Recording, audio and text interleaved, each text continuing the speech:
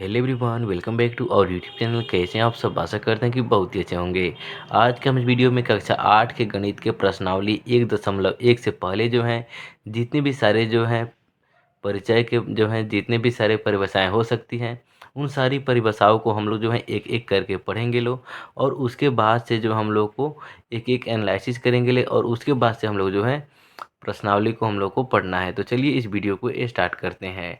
कक्षा 8 में सबसे पहले जो है देख रहे हैं कि हम लोग को अध्याय 1 में क्या पढ़ना है। परिमेय संख्याएं। परिमेय संख्याएं को इंग्लिश में हम लोग रेशनल नंबर बोलते हैं लोग। तो चलिए इस वीडियो को स्टार्ट करते हैं लोग। यहाँ पे देख रहे हैं कि सबसे पहले हम लोग को इसमें जो है प्राकृत संख्या पढ़ना है। और जो आपको बता दें कि यह जो यहाँ पे यह जो है क्या है, यह इन्फिनिटी का साइन है। इन्फिनिटी का अर्थ होता है अनंत। तो चलिए हम लोग जान लेते हैं लोग कि प्राकृत संख्या किसे कहते हैं। प्राकृत संख्या को इंग्लिश में बोलते हैं लोग नेचुरल नंबर। तो सबसे पहले इसका हम लोग कॉन्सेप्ट जो है आपको हम बता देते हैं। जैसे कि अगर कोई भी बच्चा अगर जन्म लेता है तो जन्म से ही वह जो है 1 2 3 4 गिनती गिनना जो है शुरू कर देता है। तो उसकी उसी गिनती को जो हम लोग जो वह जो है जब बच्चा जब जन्म लिया तो वह तो प्रकृति के गोद में जन्म लिया। और जब प्रकृति के गोद में जब जन्म लिया तो वह बच्चा गिनती कहाँ से स्टार्ट किया है? 1 से। 1 2 3 4 5 6 करके वह जो अनंत तक गिनती गिनती गिनेगा। तो उसी गिनती को जब हम लोग क्या बोलते हैं लोग? प्राकृत संख्या बोलते हैं लोग। चलिए इसको लैंग्वेज में हम लोग जान लेते हैं लोग। वैसी संख्या जो 1 से शुरू होकर अनंत तक जाए उसे प्राकृत संख्या कहते हैं, या फिर गिनती की संख्या को प्राकृत संख्या कहते हैं। जैसे 1 2 3 4 ये सभी क्या हुए? प्राकृत संख्याएं हैं। और आपको हम बता दें कि सबसे बड़ी बात, चाहे आप जो है 9th में जाइएगा या फिर 10th में जाइएगा या फिर कॉम्पिटिटिव लेवल का तैयारी कीजिएगा, उसमें जो है पूछ लिया जाता है कि प्राकृत संख्या को जो है किस चीज़ से सूचित किया जाता है। इसे जो है हम लोग एन से सूचित किया जाता है। तो चलिए सबसे पहले जान लेते हैं लोग आखिर यह एन जो है कहाँ से आया। एन जो है प्राकृतिक संख्या के इंग्लिश वर्ड के फर्स्ट लेटर एन से जो है यह एन यहाँ पे आया हुआ है। तो चलिए सेकेंड नंबर की ओर। सेकेंड नंबर हम लोग को पढ़ना है पूर्ण संख्याएं। यानी कि जब जब इंसान जब आदि मानव जब इस धरती पर आया तब वह जो है गिनती से स्टार्ट किया गिनना। कहाँ से? 1 से। 1 2 3 4 5 6 करके करके वह जो है अनंत तक गिनती गिना। तो वह संख्या है जब 9 तक गिना तो 9 के बाद से जो वह 11 पढ़ता था, 19 के बाद से जो है 21 पढ़ता था, 29 के बाद से वह 31 पढ़ता था। क्योंकि उस वक्त जो है जीरो का खोज अभी नहीं हुआ था। जब जीरो की खोज जब आर्यभट्ट ने किया तो हम लोग जो है वह संख्याएं जो है अब पूर्ण हो गई। जैसे कि 9 के बाद से 10 का गिनना, जीरो के 1 के पहले जीरो का गिनना, और आपको हम बता दें 19 के बाद से 20 का गिनना, और जो है 29 के बाद से 30 का गिनना। ठीक इसी प्रकार से जो है वे सभी संख्याएं जो है अब जो अपूर्ण हो गई, क्योंकि जो अब जो है जीरो जो है चला आया। तो चलिए सबसे पहले हम लोग जान लेते हैं लोग कि पूर्ण संख्या आखिर जो है किसे कहते हैं लोग। तो चलिए पूर्ण संख्या वैसी संख्या है जो जीरो यानी शून्य से शुरू होकर अनंत तक जाए उसे पूर्ण संख्या कहते हैं। जैसे यहाँ पे देख रहे हैं कि 0 1 2 3 4 और जो है अनंत तक, यह संख्याएं जो है जीरो से शुरू होकर अनंत तक जाती हैं। तो यहाँ पे देख रहे हैं कि वैसी संख्या जो जीरो से शुरू होकर अनंत तक जाए उसे पूर्ण संख्या कहते हैं। और इसे जो है डब्लू से सूचित किया जाता है। डब्लू कहाँ से आया? यहाँ पे पूर्ण संख्या का इंग्लिश वर्ड के फर्स्ट लेटर से जो है डब्लू यहाँ पे आया हुआ है। तो चलिए हम लोग यह पाठ पढ़ रहे हैं परिमेय संख्या। तो चलिए हम लोग जान लेते हैं लोग कि परिमेय संख्या किसे कहते हैं। यहाँ पे देख रहे हैं परिमेय संख्या को हम लोग इंग्लिश में क्या बोलते हैं लोग? Rational number. और यह रेशनल नंबर जो है कहाँ से आया? यह जो है रेशनल नंबर जो हमें जो है रेशियो से आया हुआ है। कहाँ से आया हुआ है? रेशियो। रेशियो से ही हम लोग क्या आया है? Rational number. और आपको बता दें इसका जो है परिभाषा होता है कि वैसी संख्या जो p बाई क्यू के रूप में हो तथा q is not equal to zero हो उसे परिमेय संख्या कहते हैं। जहाँ p और q पूर्णांक हो, जैसे में यहाँ पे है जीरो जीरो है। अगर हम जीरो को चाहें तो जीरो भी क्या है? एक परिमेय संख्या है, क्योंकि इसको जो हम लोग जो है p बाई क्यू के रूप में लिख सकते हैं। तो चलिए आपको जो है हम थोड़ा सा हम डिटेल्स में समझाने की कोशिश करते हैं। यहाँ पे परिमेय संख्या का जो है किसे कहते हैं? वैसी संख्या जो p बट्टी q के रूप में लिखा जा सके। और जो है यानी कि p को क्या बोलते हैं लोग? अंश बोलते हैं लोग। और q को क्या बोलते हैं लोग? हर बोलते हैं लोग। यानी कि वैसी संख्या जो अंश बटे हर के रूप में लिखा जा सके उसे हम लोग क्या बोलते हैं लोग? परिमेय संख्या बोलते हैं लोग।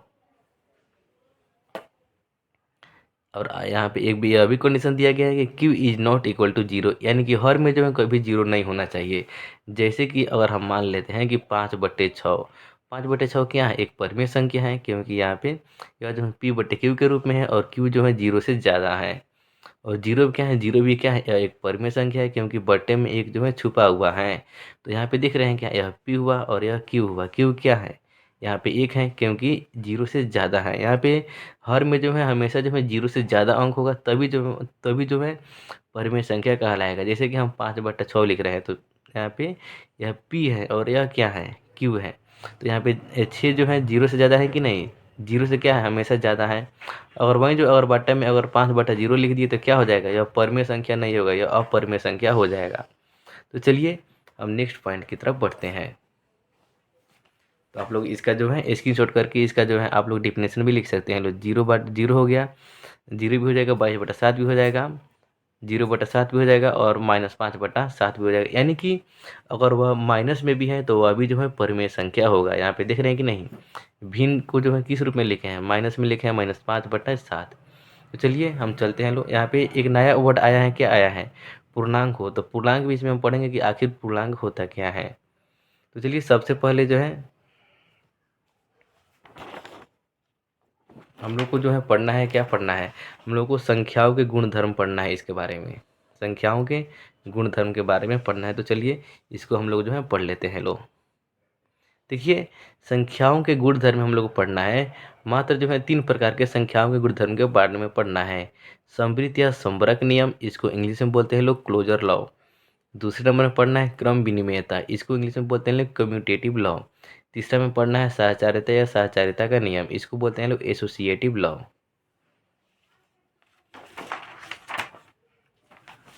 तो चलिए सबसे पहले हम लोग पढ़ लेते हैं लोग समवृत्त या समवर्ग का नियम। दिख रहे हैं कि यहाँ पे जो है समवृत्त या समवर्ग के नियम में जो हम लोग को 4 पढ़ना होता है, जोड़, घटाव, गुना, भाग। क्योंकि जो है फंडामेंटल यूनिट जो होता है मल्टीप्लिकेशन मैथमेटिक्स में, वह जोड़, घटाव, गुना, भाग ही होता है। वह जो है मूलभूत इकाई, यानी कि मूलभूत इकाई होता है जोड़, घटाव, गुना, भाग की क्रिया। तो चलिए हम समवर्ग या समवृत्त के नियम यानी कि क्लोजर लॉ को हम लोग योग में देखते हैं। लोग, तो इसका परिभाषा यह कहता है कि दो परिमेय संख्याएं ए और बी के लिए a+b भी एक परिमेय संख्या होगा, या फिर परिमेय संख्या का योग एक परिमेय संख्या होगा। यानी कि इसका कहने का मतलब यह है कि अगर हम दो परिमेय संख्याओं को अगर हम जोड़ देते हैं तो हमें क्या प्राप्त होगा, परिमेय संख्याएं ही प्राप्त होगा। तो जैसे कि देख रहे हैं कि 1/2 क्या है, एक परिमेय संख्या है, जोड़ 5/2 क्या है, ये भी एक परिमेय संख्या है। अगर इन दोनों को जोड़ेंगे तो हमें परिमेय संख्याएं भी प्राप्त होगी। जैसे कि देख रहे हैं 2 और 2 का एलसीएम कितना हो गया, 2 हो जाएगा। और ऊपर से कितना हो जाएगा, 2 एकम 2 तो 1 एकम 1 लिख दिए, 2 एकम 2 तो 5 एकम 5 लिख दिए। इसको जोड़ेंगे कितना, 5 और 1 कितना हो जाएगा, 6 हो जाएगा। कितना हो जाएगा, 6 हो जाएगा। और बट्टे क्या हो जाएगा, 2 हो जाएगा। तो क्या हो गया, हमें भी एक परिमेय संख्या प्राप्त हुआ कि नहीं हुआ, p/q के रूप में है कि नहीं। और इसे हम घटा भी देते हैं, 2 एकम 2, 2 3 6, फिर भी क्या हुआ, यहाँ पे 3/1। तो 3/1 क्या है, परिमेय संख्या है कि नहीं है। 3 क्या है, p के रूप में, और 1 क्या है, q के रूप में।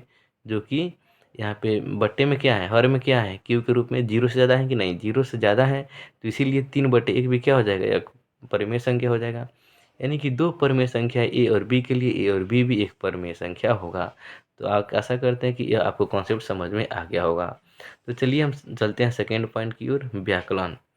व्याकलन यानी कि इसको हम बोलते हैं लोग घटाव, और इंग्लिश में कहे तो सब्सट्रैक्शन। इसका होता है दो परिमेय संख्याओं ए और बी के लिए a-b भी एक परिमेय संख्या होगा।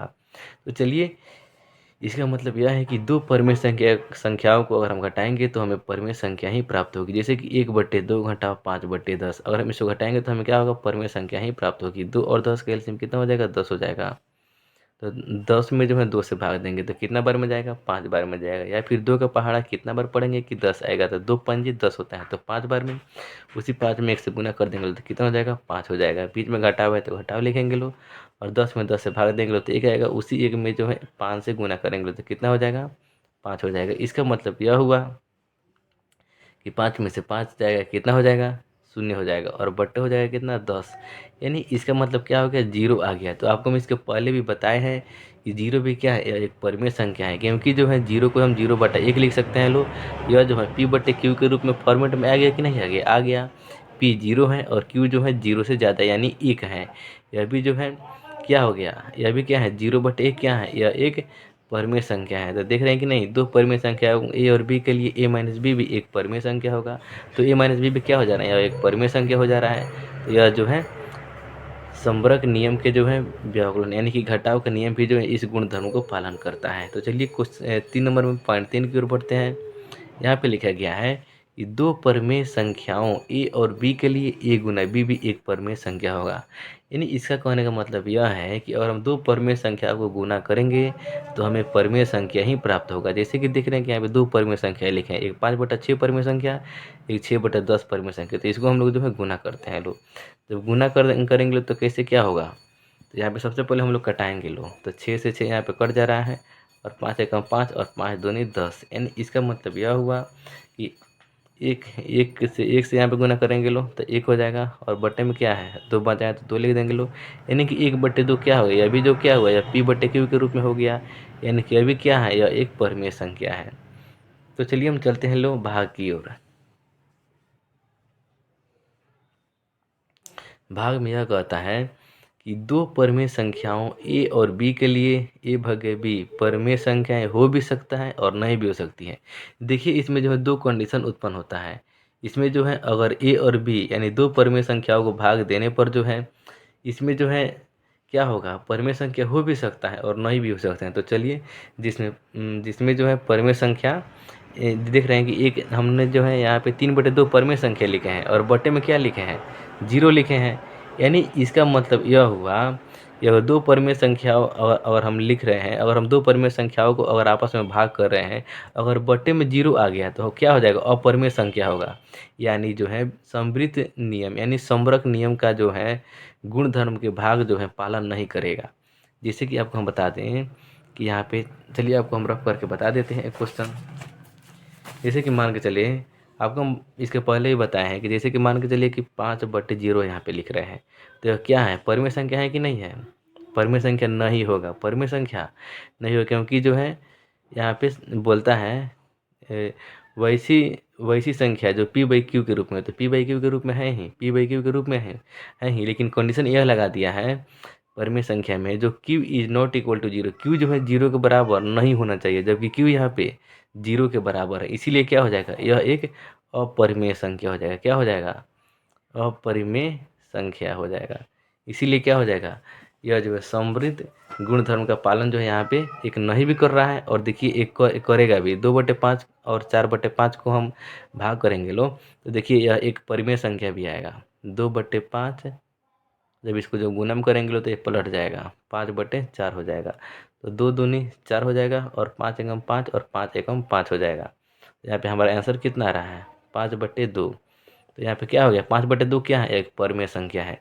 इसीलिए यहाँ पे कह रहा है कि दो परिमेय संख्याओं ए और बी के लिए a/b परिमेय संख्या हो भी सकता है और नहीं भी हो सकता है। यहाँ पे देख रहे हैं कि यह यहाँ पे परिमेय संख्या हो भी रहा है और परिमेय संख्या नहीं हो रहा है, यानी कि यह अपरिमेय संख्या हो रहा है। तो चलिए चलते हैं नेक्स्ट पॉइंट की ओर। हमारा जो है नेक्स्ट पॉइंट यह है पॉइंट 2 यानी कि व्याकलन।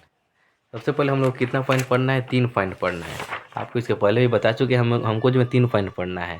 संख्याओं के गुणधर्म में हमको जो 3 पॉइंट पढ़ना है, एक समवृत्त या समरक का नियम, जिसको जो हम लोग जो है पढ़ लिए। अब हमको पढ़ना है क्रम विनिमयता और उसके बाद हम लोग पढ़ेंगे लोग सहचारिता या सहचारिता का नियम। तो चलिए चलते हैं पॉइंट 2 की और पॉइंट 2 हम लोग पढ़ लेते हैं। लोग दे रही आपके स्क्रीन पे जो है पॉइंट 2 यानी कि क्रम विनिमयता। क्रम विनिमयता जो है सबसे बड़ी जो है बहुत अच्छी ही जो है रूल है। इसको जो है आप लोग जो है एंड तक ज़रूर देखिएगा और इस वीडियो को एंड तक ज़रूर देखिएगा और हमारे वीडियो को अधिक से अधिक सब्सक्राइब कीजिए, क्योंकि जो है हम दावा करते हैं कि इस क्वेश्चन यानी इस वीडियो के बाद आपको जो है प्रश्नावली 1.1 में कहीं भी दिक्कत कोई भी परेशानी नहीं आएगी। तो चलिए क्रम विनिमयता को इंग्लिश में हम लोग क्या बोलते हैं लोग, कम्यूटेटिव लॉ।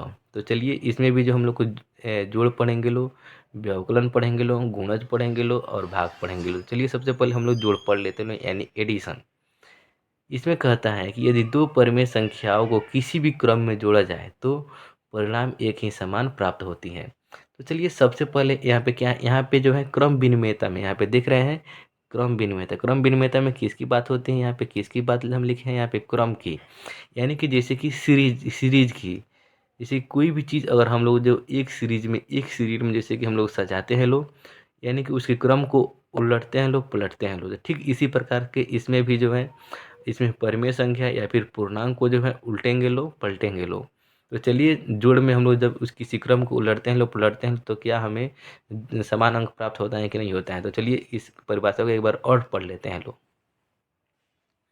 यहाँ पे लिखे हैं, यदि दो परिमेय संख्याओं को किसी भी क्रम में जोड़ा जाए तो परिणाम एक ही समान प्राप्त होती है, या एक ही समान प्राप्त होगी। देखिए यह पूर्ण संख्या भी है 5 और 6, और जो है क्या है, परिमेय संख्या भी है। क्योंकि जो पूर्ण संख्या इसलिए है, पूर्ण संख्या किसे कहते हैं? जो जीरो से शुरू होकर अनंत तक जाए। तो यहाँ पे जीरो के बाद आती है कि नहीं? 5, जीरो के बाद 6 आती है। तो यह एक पूर्ण संख्या भी है। और आपको बता दें यह जो है 5/6, तो यहाँ पे 5 क्या है? 5 को हम लिख सकते हैं कि नहीं? 5/1 लिख सकते हैं लोग, और 6 को 6/1 लिख सकते हैं लोग। तो यह क्या है? 5 और 6 और 6 और 5 क्या है? यह एक पूर्ण संख्या भी है और एक जो है परिमेय संख्या भी है। तो यानी कि क्वेश्चन यह कह रहा है, अगर दोनों को यानी परिमेय संख्या को किसी भी क्रम में जोड़े, तो देख रहे हैं कि नहीं? 5 और 6 यहाँ पे जोड़े हैं, और इसके क्रम को यहाँ पे पलट दिए हैं कि नहीं पलट दिए हैं? 6 और 5 लिख दिए हैं लोग, और किसी भी क्रम में जोड़े तो हमको परिणाम क्या है? एक समान ही प्राप्त होती है। परिणाम एक ही समान। तो देख रहे हैं कि कैसे समान प्राप्त होती है? 5 से 6 कितना होता है? 11, और 6 और 5 कितना होता है? 11। तो हमारा परिणाम यानी कि उत्तर हमारा एक आया कि नहीं? एक ही उत्तर आया, 11 = 11 चला आया। ठीक उसी प्रकार से अगर हम देख रहे हैं कि 1/2 और 2/3 को अगर हम लोग जोड़ेंगे तो क्या आएगा? इसके अगर हम क्रम को पलट भी देंगे लो, इसको 1/2 को 1/2 इधर लिख दिए लो, फिर 2/3 को 2 इसके स्टार्टिंग में लिख दिए लो। तो चलिए इसको में जोड़ लेते हैं लोग कि परिणाम समान आ रहा है कि नहीं। 2 3 कितना होता है? 6 होता है, क्योंकि 2 और 3 का एलसीएम कितना होता है? 6 होगा। और 6 में जो है 2 से भाग देंगे, 3 आएगा, 3 एकम 3 होगा, और बीच में जोड़ है तो जोड़, और 3 दूनी 6, 2 दूनी 4। ठीक सेम टू सेम वैसा ही इसका 3 दूनी 6, 3 दूनी 6, तो 2 दूनी 4, और जोड़ 2 का बड़ा कितना बार पढ़ेंगे? 6 आएगा 3 बार, और 3 एकम कितना होगा? 3। तो यहाँ पे देख रहे हैं कि नहीं? 3 और 4 कितना होता है? 7, और बट्टे 6 बराबर है, तो बराबर 4 और 3 7/6। तो यहाँ पे देखिए कैसे 7/6 बराबर 7/6 आ गया। यानी कि किसी भी क्रम में जो है दो परिमेय संख्या को जोड़ा जाए तो हमारा उत्तर जो है हमेशा समान आएगा। तो चलिए चलते हैं व्याकलन यानी कि घटाव की तरफ। तो देखिए सबसे पहले आपको बता दें कि कम क्रम विनिमयता में अगर जो है घटाव को जो है उसका क्रम अगर बदला जाए तो हमारा उत्तर जो है समान नहीं आएगा। तो इसीलिए जो यहाँ पे देख रहे हैं कि लिखे लिखे हैं यहाँ पे, यह क्रम विनिमयता के गुणधर्म का पालन नहीं करता है। जैसे कि 5 - 3 जो है बराबर नहीं होगा 3 - 5 के। यहाँ पे देखिए क्रम बदले कि नहीं? 5 - 3 लिखे हैं, और यहाँ पे 3 - 5 लिखे हैं। यानी कि इसके क्रम को जो क्या है एक्सचेंज किए हैं, पलट दिए हैं लोग। तो कितना आएगा? यहाँ पे 5 में से 3 जाएगा 2 होगा, और यहाँ पे 3 में से 5 गया -2 होगा। तो 2 कभी -2 के बराबर होगा नहीं होगा, तो इसलिए इसको जो है नॉट इक्वल टू लिख देंगे लोग। सेम टू सेम इसका यही हालात यह भी होगा, 1/2 घंटा 1/4, तो इसको हम लोग जो है कर लेते हैं लोग। तो 2 और 4 का एलसीएम कितना हो जाएगा? 4 हो जाएगा, और 2 दूनी 4, तो 1 एकम 2 एकम 2 घटाव 4 एकम 4, तो 1 एकम 1। तो लिए यहाँ पे देख लेते हैं लोग, 4 और 2 कैल्शियम कितना हो जाएगा? 4 हो जाएगा। 4 को 4 में से भाग देंगे लोग तो 1 आएगा, तो 1 एकम 1 हो जाएगा, घटाव घटाव 4 में 2 से भाग देंगे लोग 2 होगा, 2 एकम 2 हो जाएगा। यानी कि अब देखिए कैसे, अब 2 में से 1 जाएगा तो 1/4 हो जाएगा, और बराबर, और जो है -1/4। ये कभी बराबर होगा? कभी बराबर नहीं होगा, तो इसीलिए नॉट इक्वल टू लिख देंगे लोग।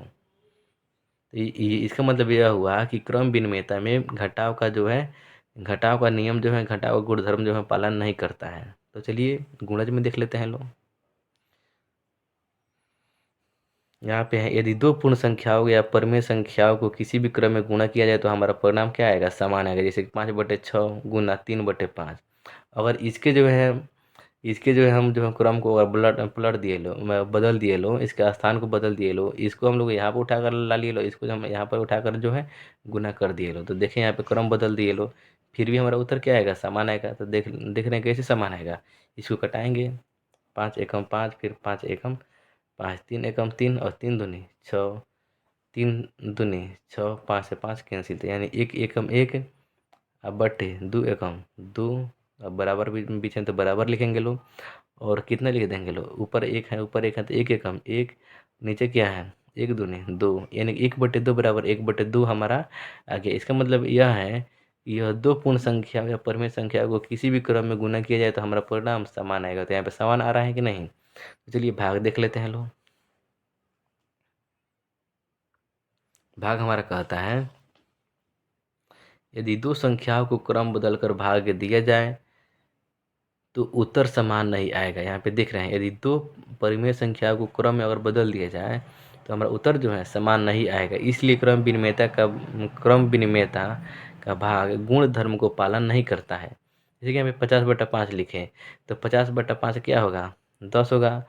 और इसी को अगर हम क्रम बदल दिए 50 की जगह पर 5 लिख दिए और 5 की जगह पर 50 लिख कर और भाग दे रहे हैं तो कितना आ जाएगा?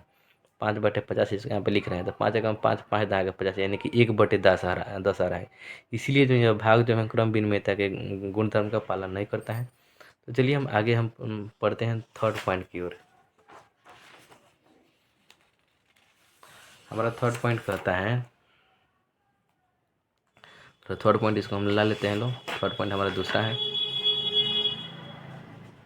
इस वीडियो को जो इन तक आप लोग ज़रूर बने रहिए, क्योंकि जो है इस वीडियो में जो हम लोग आप लोगों को बहुत ही बड़ी कॉन्सेप्ट देने वाले हैं।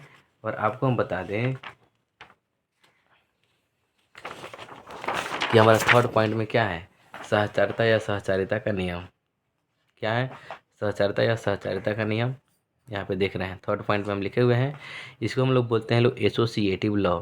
तो सहचारिता में 3 परिमेय संख्याओं का प्रयोग करते हैं, जैसे कि ए बी सी का हम लोग इसमें प्रयोग करेंगे लोग। तो योग का क्या होता है? योग का इंग्लिश क्या होता है? एडिशन होता है। जैसे कि हम लोग 3 और टर्म को लिए ए जोड़ बी जोड़ सी, यानी कि लास्ट 2 वाले को अगर हम लोग ब्रैकेट में अगर लिख करके और कोई क्रिया करते हैं लोग तो अगर और इसको बराबर होगा तो यहाँ पर भी हम ए बी सी लिखेंगे लो और फर्स्ट 2 वाले को ब्रैकेट में बंद कर देंगे। फिर भी अगर क्रिया करेंगे लो तो हमारा उत्तर क्या क्या आ जाएगा? LHS बराबर RHS आ जाएगा। यानी कि जैसे कि आप लोग को हम बता रहे हैं, जैसे कि मान के चलिए अगर हम एग्जांपल ले रहे हैं एज इट इज जैसे ले रहे हैं। यहाँ पे क्या लिखे हैं? ए जोड़ बी जोड़ सी यहाँ पे लिखे हैं, ये बराबर हो जाएगा ए जोड़ बी जोड़ सी के। जैसे कि लिखिए यहाँ पे 2 जोड़ 3 जोड़ 5 और इसको हम ब्रैकेट में बंद किए लो तो 2 जोड़ 3 और जोड़ 5, तो हमारा उत्तर कितना आ जाएगा? 5 और 3 8 हो जाएगा। और जोड़ कितना हो जाएगा? 2 10 हो जाएगा। 3 और 2 5 हो जाएगा और 5 यहाँ पे इसको हम जोड़ेंगे तो 2 बार कितना हो जाएगा? 10 हो जाएगा। और हमें 5 और 5 कितना हो जाएगा? 10। यानी कि यह जो है यह नियम का जो है गुणधर्म का पालन जो है करता है। ठीक इसी प्रकार से यहाँ पे देख रहे हैं कि नहीं, यहाँ पे पालन करेगा। और यह व्याकरण में जो है यह पालन नहीं करता है। गुणज में क्या करता है? गुणज में भी यह जो है गुणधर्म का पालन करता है। और भाग में क्या करता है? भाग में भी जो है यह पालन नहीं करता है। आप इसको जो है एज इट इज लिख सकते हैं। तो चलिए हम पढ़ लेते हैं लोग वितरण का नियम। देखिए वितरण के नियम को इंग्लिश में क्या बोलते हैं लोग? Distributive law. यहाँ पे ए बी सी में इसको भी हम लोग देखते हैं लोग। जैसे कि हम लोग यहाँ पे ए गुण है ब्रैकेट में अगर बी जोड़ सी लिख लिए लोग तो इसको अगर हम कैसे सोल्व करेंगे लोग? यहाँ पे दिख रहे हैं ए को सबसे पहले जो हम बी से गुना करेंगे लोग, फिर जो है बीच में जोड़ लिखेंगे लोग, उसके बाद हम ए को सी से गुना करेंगे लोग, तभी हमारा जो है सोल्यूशन जो है बन पाएगा। तो चलिए हम ए को बी में गुना कर लेते हैं लोग। तो ए गुना बी लिख लेंगे लोग और बीच में जोड़ है तो जोड़ लिखेंगे लोग, फिर ए को जो हम लोग सी से गुना करेंगे लोग तो ए गुने सी हो जाएगा। ऐसा ही जो है हमारा जो है आंसर आएगा। ऐसे ही हमारा क्वेश्चन बनेगा। फिर यहाँ पे देख रहे हैं ए को बी से गुना करेंगे लोग, फिर ए को सी से गुना करेंगे लोग। तो ए से बी से गुना करेंगे लोग तो क्या हो जाएगा? ए गुने बी। अब माइनस है तो माइनस लिखेंगे लोग, फिर क्या करेंगे लोग? ए गुने सी करेंगे लोग। तो ऐसे ही हमारा जो है वितरण का नियम जो है ऐसा ही जो है हम लोग वितरण के नियम से जो है हम लोग जो है कोई भी क्वेश्चन सोल्व करते हैं। चलिए सबसे पहले जान लेते हैं लोग कि शून्य की भूमिका। अगर शून्य की भूमिका जो है शून्य की भूमिका भी हम लोग को जो है बहुत ही बारीकी तरह से पढ़ना है, क्योंकि आप लोगों के 8 क्लास में शून्य की भूमिका भी दी हुई है, रूल्स ऑफ जीरोज। चलिए इसमें हम लोग को पढ़ना है।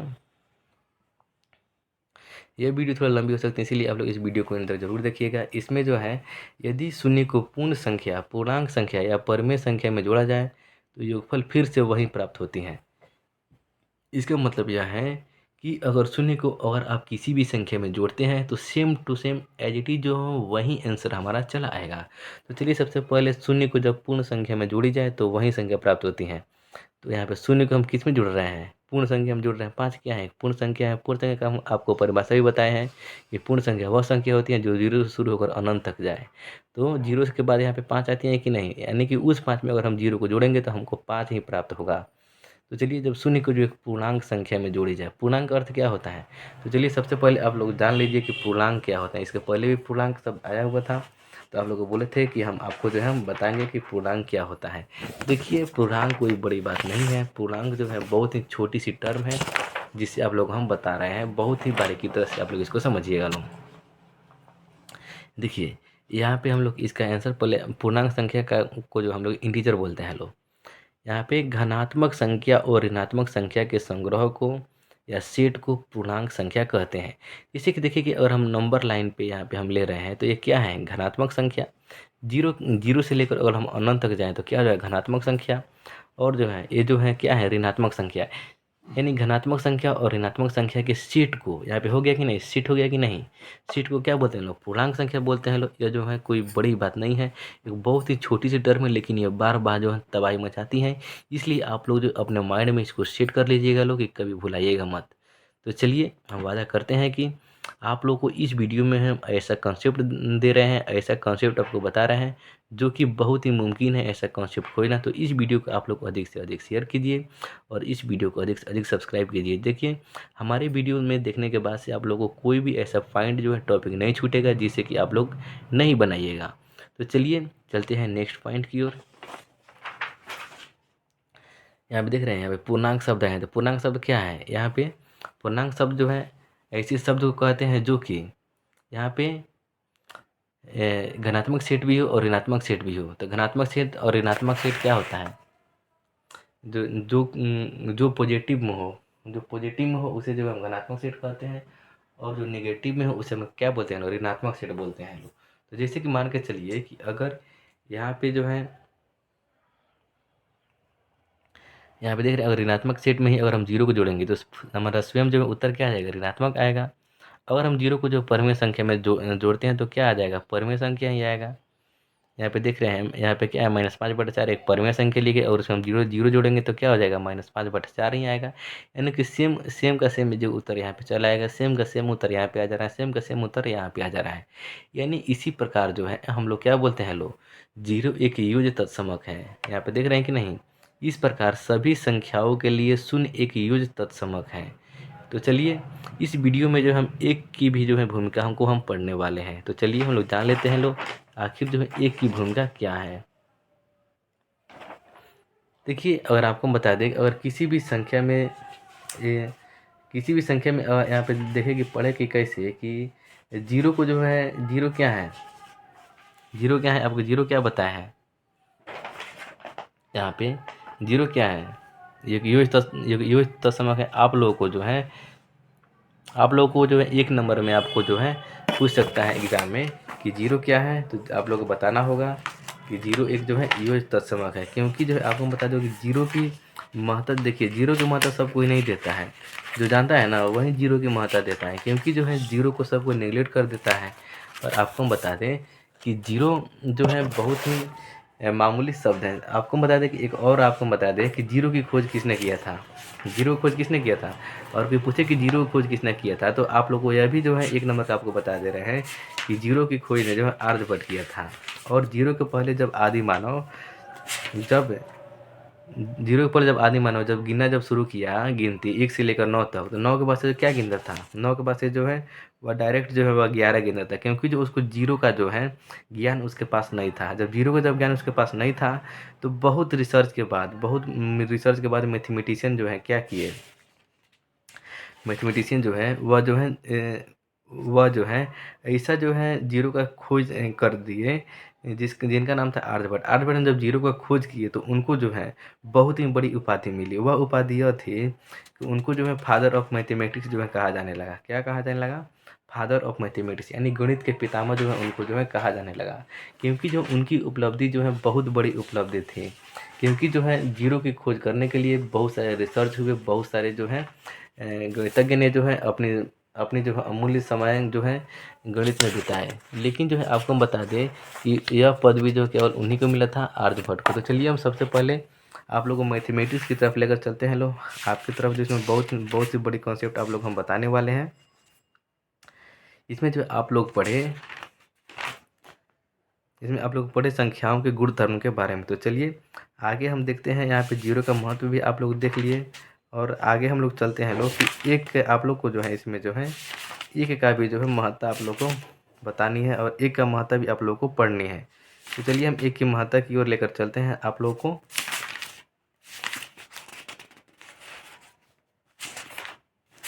इसमें भी आप लोग को हम यू की एक की महत्ता भी पढ़नी है। तो चलिए इसको हम लोग पढ़ लेते हैं लोग कि एक की क्या महत्ता है।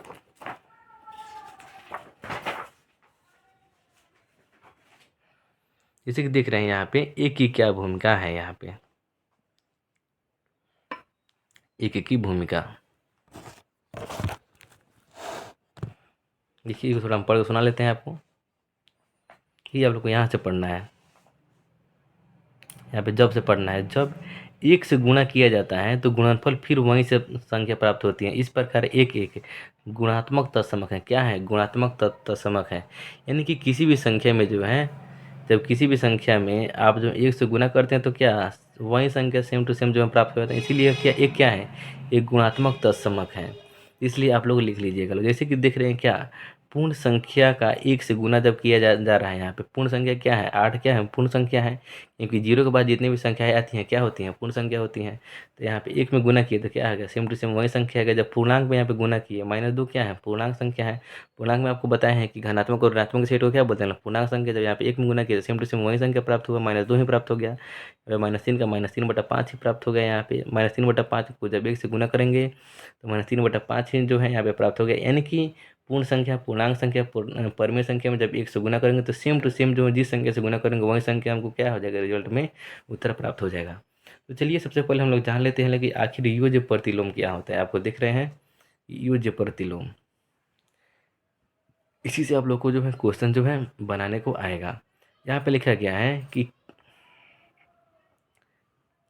यहाँ पे क्या लिखा गया है? यहाँ पे लिखा गया है पूर्णांकों को अध्ययन करते समय आपने जो है पूर्णांकों के ऋणात्मक पाए हैं। एक का ऋणात्मक क्या है? यह है -1।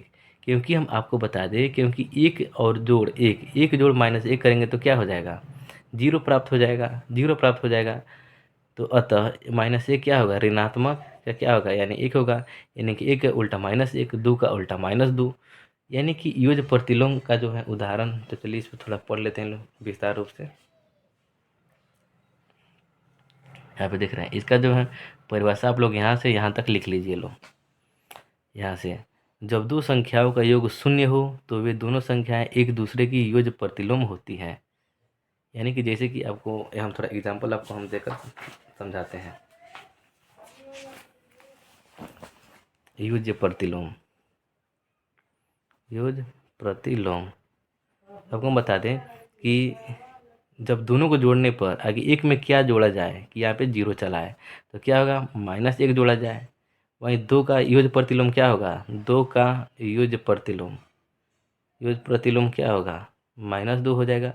यानी कि इसके अपोजिट 2 के -2, 1 के -1, 3/2 के 3/2 का योज्य प्रतिलोम क्या होगा? -3/2 होगा।